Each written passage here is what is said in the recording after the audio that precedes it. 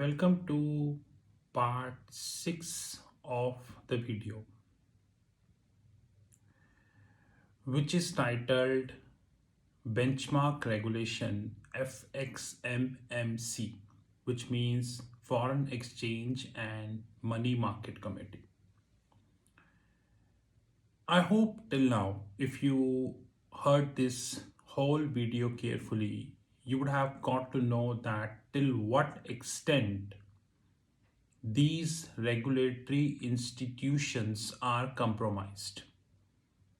I will not say they are paid, they are compromised, which means that the big banks, big institutions, hedge funds, prop desk, principal trading firms, and many more are running these regulatory institutions as per their requirement.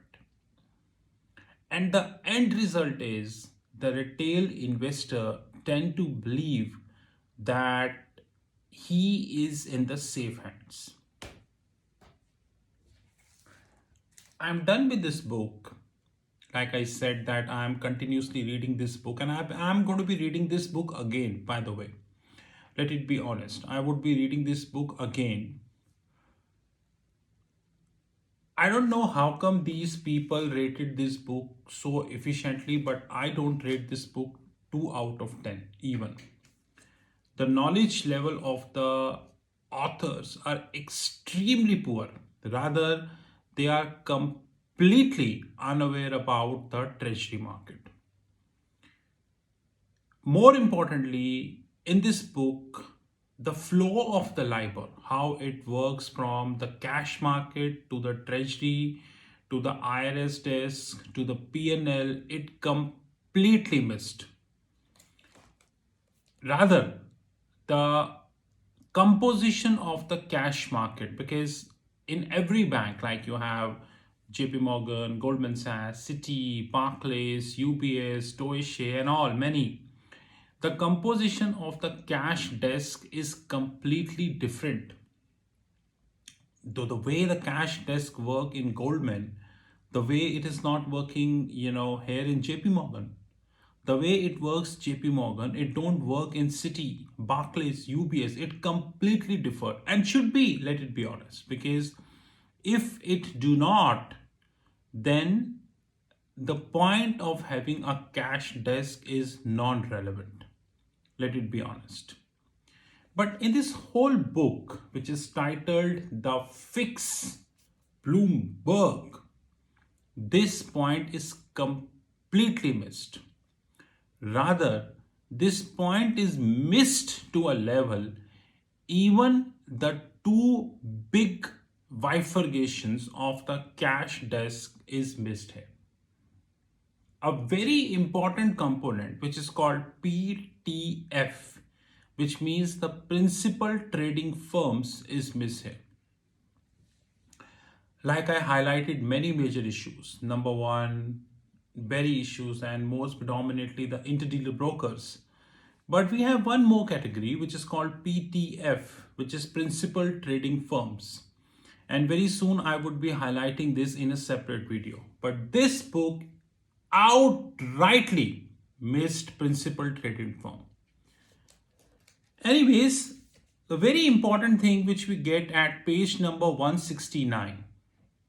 I already told you that the Gary Gensler, who is currently acting as a chairperson of Security and Exchange Commission. This person used to be the head of CFTC. Now, CFTC is nothing but an enforcement body in United States. You can say that. Now, till what extent it is enforcement, we all knew that how many big banks being sentenced, their licenses got confiscated, their CEOs, CFOs, their ALCO committee, and their compliance officers are behind the bars. We knew the truth. Not a single CEO, of any American bank is behind the bar.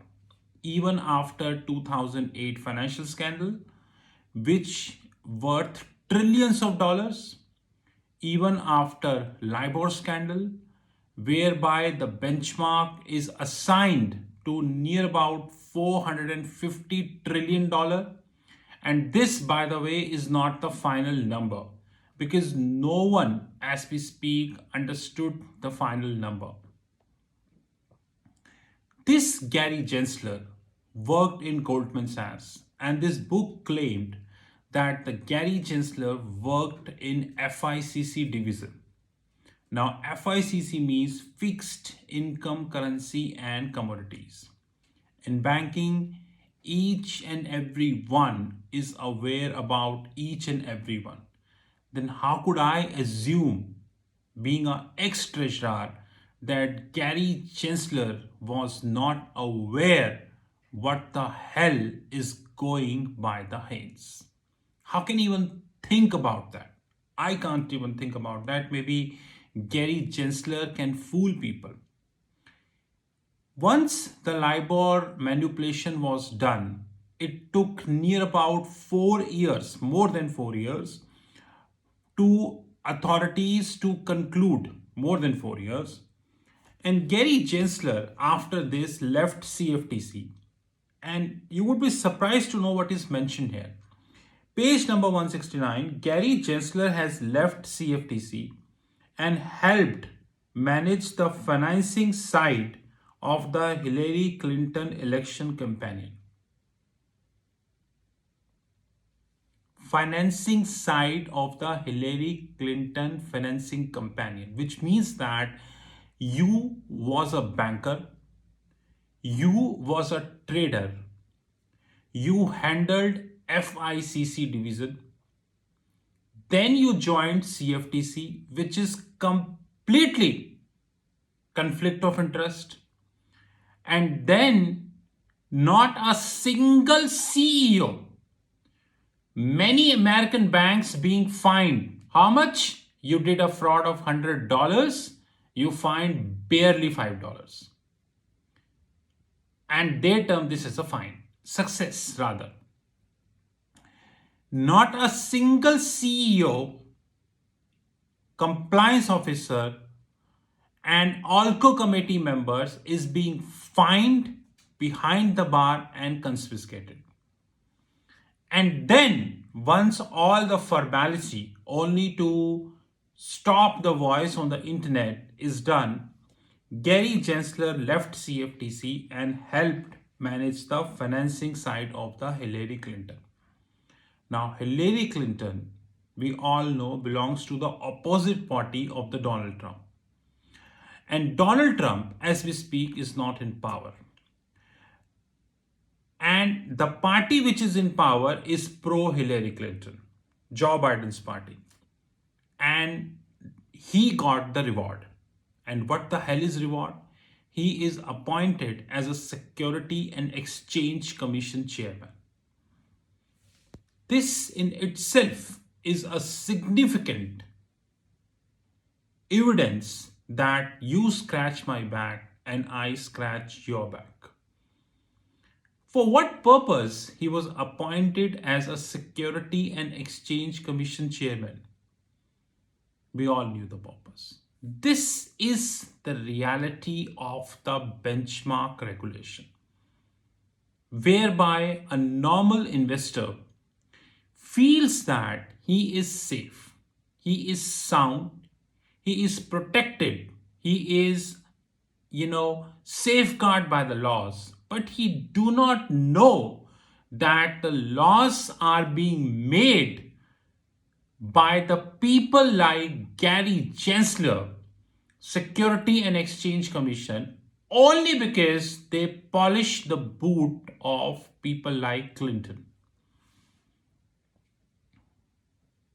And this is the hard reality of the regulators worldwide. It's not about any country, it's not about United States, but one thing which is very clear about United States is the political appointments. And this is the witness. This book is the witness. In the whole LIBOR scandal, only one person is sentenced. Not a single CEO is sentenced. All became scot-free. Money.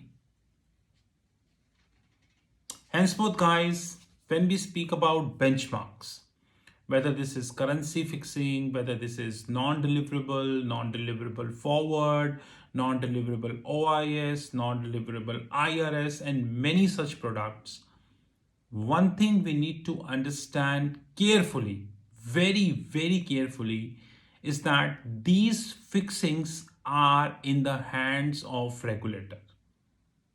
And what is the credential of these regulators? It is mentioned in a very limited extent in the books. Very limited extent in the books. And the end result is we all knew about. This is the last part which I wanted to get done. But one thing which is sure, Treasury Consulting would be highlighting each and everything pertaining to that case and more as far as the Securities and Exchange Commission is concerned. I'm done with this book. Technically very poor book, to be honest. Very poor book, and I haven't expected much from Bloomberg, let it be honest, because I always doubt about the Bloomberg credentials. But having said that, I would be reading this book again, and then I would be highlighting more and more important things. This is Rahul Magan. Have a great time ahead.